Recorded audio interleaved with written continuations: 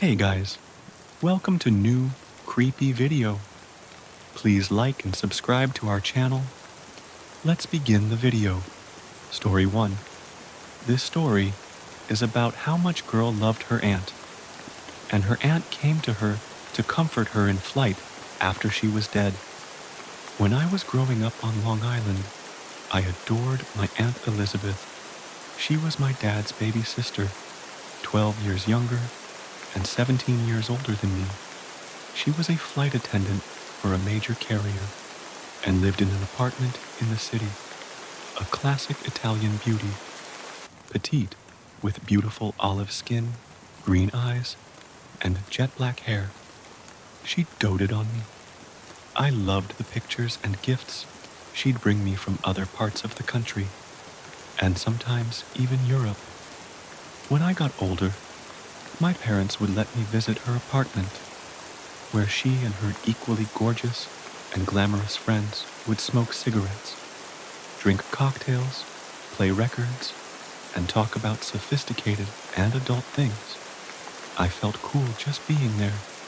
One day, she called in sick to work, thinking she had the flu, but it turned out to be meningitis. She passed away within 2 days. What followed were the saddest events of my childhood. I remember my father crying as he dressed for her wake, one of the few times I ever saw him cry. At the wake, Aunt Elizabeth was laid out in her flight attendant uniform, still beautiful. I remember how soft and lovely the cream-colored satin lining of her casket felt. So many people came to her funeral that they spilled out onto the sidewalk next to the church. Sunday dinners with my grandparents and extended family never felt the same after she was gone.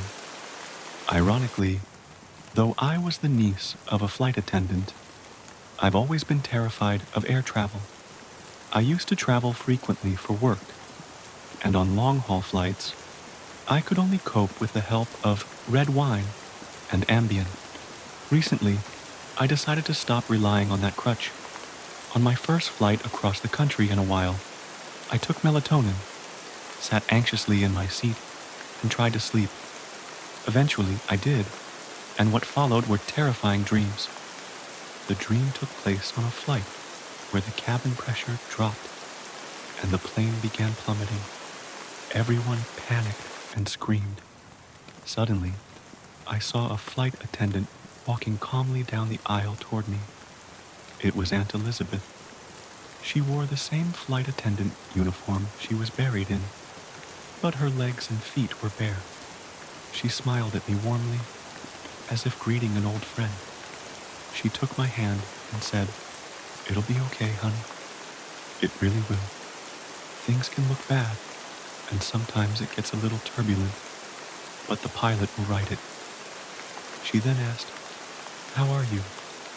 I blurted out details about my life, where I went to school, my first job, the ridiculous cost of rent, and changes in our hometown. I told her about my family and how much she would have loved modern things like cell phones. As I spoke, I noticed the plane returning to normal. The pressure stabilized and people calmed down. The dream ended with Aunt Elizabeth's hand on my shoulder, and I woke up just before landing. I was so stunned by this dream. I hadn't thought about Aunt Elizabeth in detail for years. I called my mother and told her what happened, mentioning how strange it was that in the dream she was barefoot. My mother paused and said that Elizabeth was, in fact, buried barefoot. It was a custom in the little corner of Sicily where my father's family comes from. I hadn't known this, as her lower casket lid had been closed during the wake. I'm not religious, but that moment made me believe Aunt Elizabeth came to comfort me during a time of stress and fear, or that some part of her did. It felt wonderful and moving, like a warm blanket around me. Memories of her that I hadn't thought about in years suddenly surfaced. bringing tears to my eyes. I've been through a lot in my life. Moves, unemployment, divorces, losing and regaining a house, and the loss of friends and family. For a few moments in a dream, I got to see someone I loved and who loved me. Someone who reminded me of the joy and excitement I had as a child, facing the big world ahead. Aunt Elizabeth, visit again anytime. Before we start second story, please subscribe our channel and like this video. Story 2. My family and I once brought back some small vases that we were told were 400 years old from Machu Picchu. The vases were made from mud and had a face carved on them. They were given to us by a family friend who said he wanted to give us something special for visiting Peru. He claimed he had bought them from a local in the Pisco region of Peru, near Machu Picchu. We brought the vases home to Canada, and from almost the first week, a horrible streak of bad luck and accidents began happening to our family. My mum developed cataracts at a very young age. My father lost both his jobs. My brother and I were constantly sick, and my little sister would randomly start screaming. When we were on the verge of being homeless, we began looking for things to sell and came across the vases. We weren't sure if we could sell them or how much they were worth, so we contacted one of my dad's friends in Peru who had worked in a museum. After some discussion, he told my dad that these types of items are not meant to leave their home soil and weren't worth more than a few bucks. He also said they were probably cursed. He advised us to prick our fingers, smear a little bit of blood on each vase, and send them back to lift the curse. At first, we were very skeptical. It seemed ridiculous, like something out of a movie. We even assumed the man wanted them so he could sell them himself. A couple of days later, my mother and father got into a nasty car accident. Although we were all okay, my parents needed to take a few weeks off work to recover. After that incident, they decided we should send the vases back and follow the instructions. We sent them back, performed the blood ritual, and within a week, things noticeably improved. My father found a very good job, as did my mum. We also found a great place to live with low rent, and all of us were in much better health. What do you think? Was it just a coincidence, or were the vases truly cursed? Before we start third story, please subscribe our channel and like this video. Story 3. My boys are currently 8 and 6, but when they were 4 and 2, we had been living in a place for a few months. My oldest, who wasn't always the most articulate, kept walking to the corner of the room, looking up and talking. At the time, he was still doing a lot of babbling.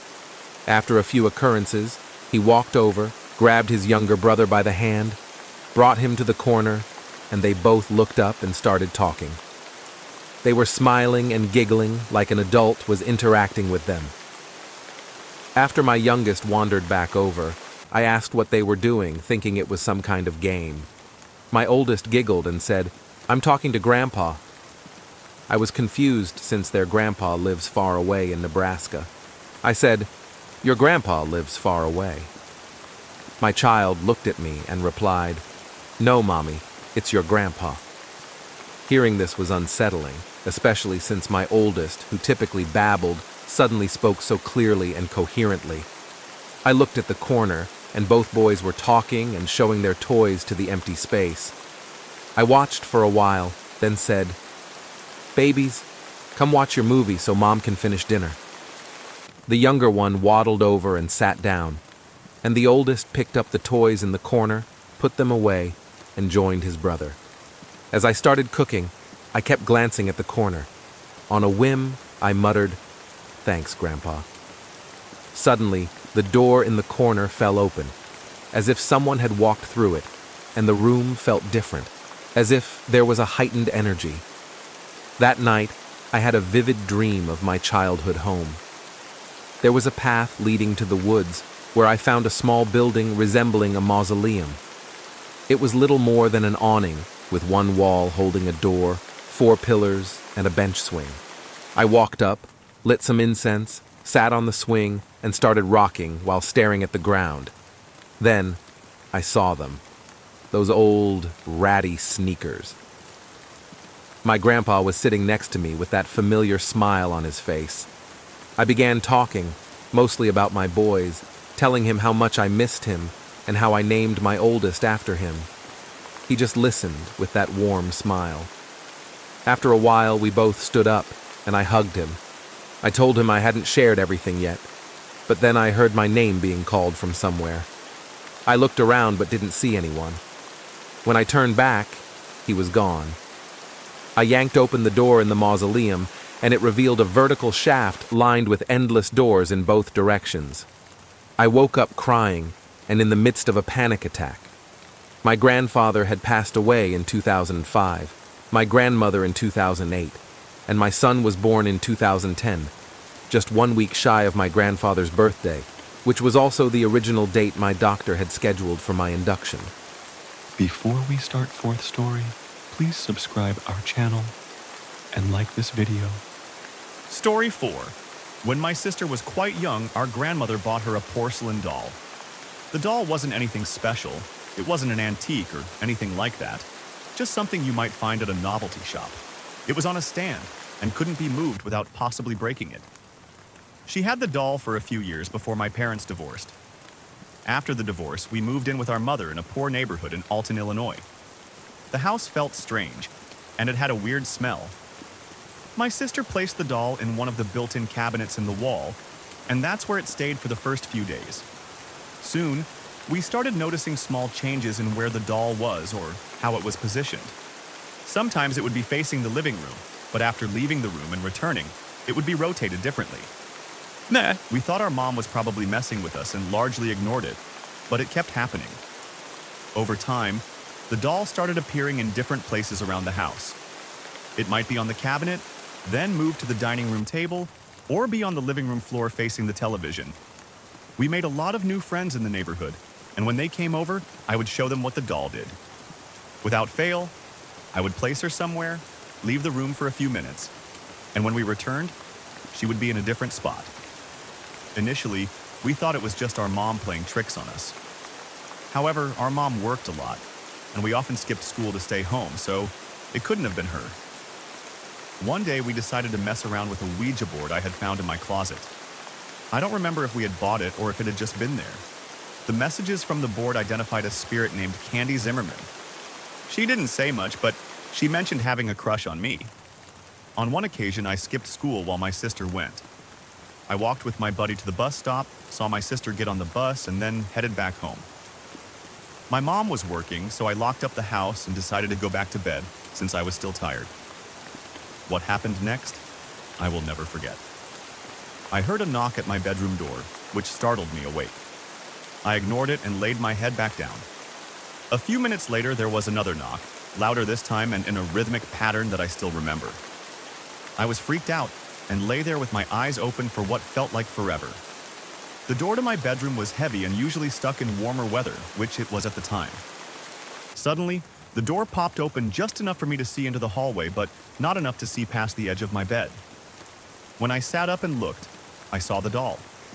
It was standing on its stand at the entrance to my room, staring at me. At first, I was more annoyed than scared. I thought my sister had come back early and was messing with me. I grabbed the doll by its hair, carried it out to the living room, and looked around. No one was there. I checked the front door. It was still locked. I barged into my sister's room, empty. I checked my mom's room, also empty. At this point, I was terrified. I took the doll to my sister's room, threw it into the closet, and buried it under a stack of bags filled with old clothes and junk.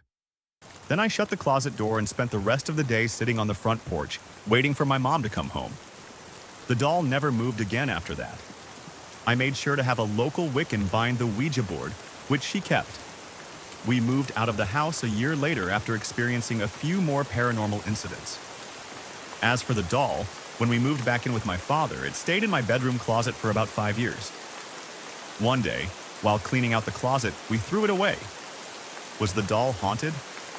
I don't know. It could have been something tied to that house, moving things around.